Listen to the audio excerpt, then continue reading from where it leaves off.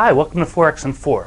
I'm Mike Conlon for FXEDU, and in the next 4 minutes, I'm going to show you the highlights of where the action is in today's Forex market.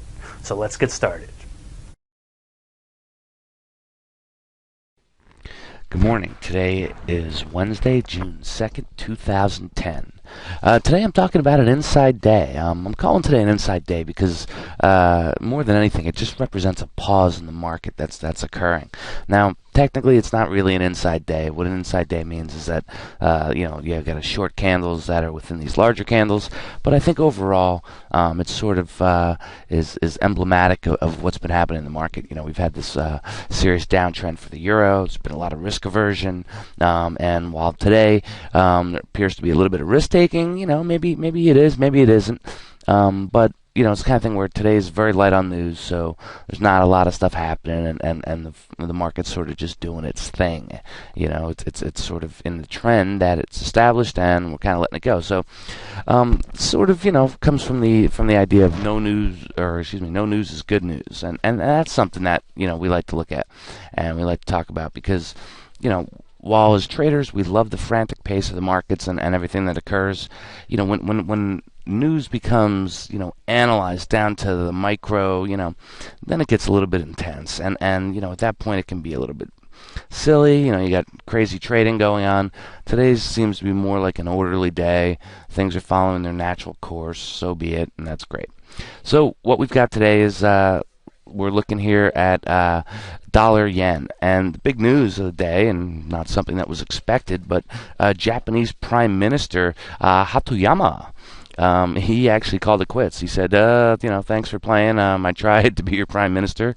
I lasted 9 months, but I wasn't really effective. And, I got to say, I hold a great deal of respect for the Japanese because, they have this like built-in humility that rather than, sit there and spin a long story like you do here in the U.S. and, point fingers and play the blame game, blah, blah, blah, blah. These guys say, hey, look it. I was ineffective and I'm quitting. And you know what?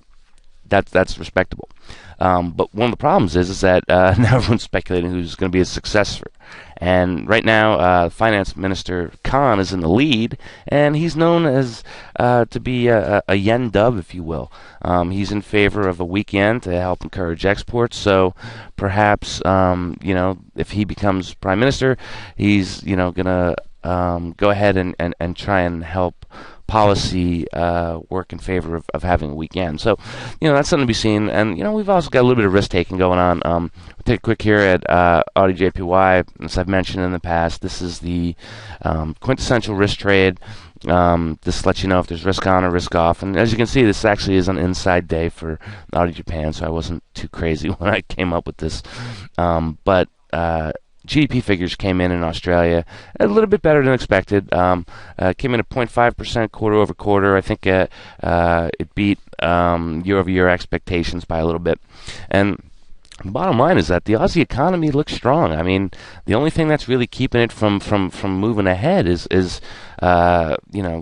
fear coming out of the Eurozone and the potential Chinese slowdown. I mean, these are Chinese slowdown is something that hasn't happened yet, so it's just speculation. We know about the euro problems, and frankly, I was going to try and get through today without mentioning the euro, but I'm afraid I just can't do that.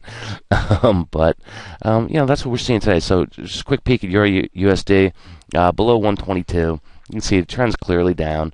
Listen, this thing has slowed down. It was moving at Mach 3 for a while. And let's face it. I mean, if you talk to someone and said, "Hey, where should the euro be?" People probably say, "Hey, I could see this thing getting to parity, meaning 1-to-1 with the dollar." Well, that's a long ways out. It's another 20% move or thereabouts. But you know what? If the markets didn't exist, you could say, sure, that could happen, and boom, there it would go. But you know what? We're going to have to get there. We're going to have to trade our way there. So I can see this happening in a very slow, gradual manner. And I'm not saying it's going to happen, but, all the euro needs right now is time. It just needs time to heal.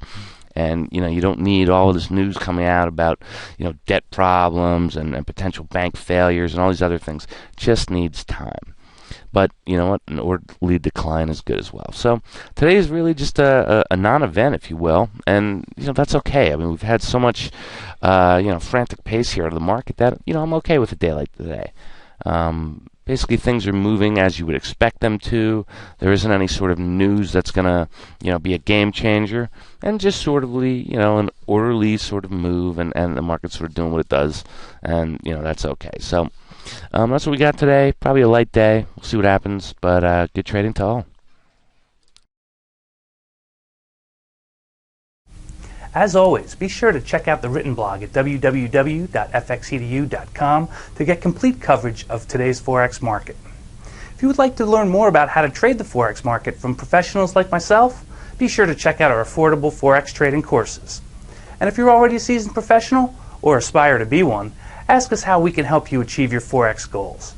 Go to www.fxedu.com to get started today.